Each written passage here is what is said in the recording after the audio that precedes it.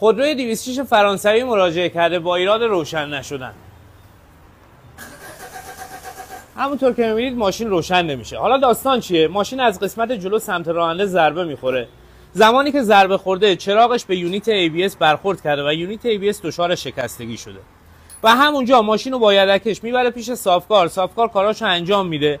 بعد از اینکه کاراش انجام میشه دوباره ماشین روشن نمیشه و ماشین رو با یدکش آوردن برای ما نگاه کردیم دیدیم که اصلا یونیت ABS روی خودرو نصب نیست. چون که دچار شکستگی شده صافکار یونیت رو باز میکنه به عنوان نمونه دست مشتری میده که مشتری از روش تهیه کنه.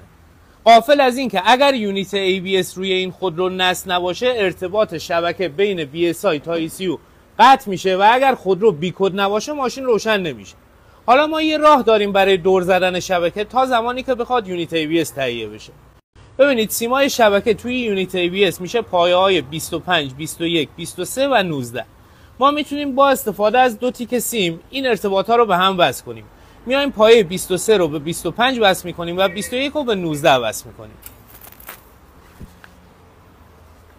خب پایه 15 میشه اینجا 16, 17, 18, 19, 20, 21, 22, 23, 24, 25. با این کار ما میتونیم موقت شبکه رو دور بزنیم تا زمانی که یونیت ABS تهیه میشه بتونیم ماشین رو روشن کنیم.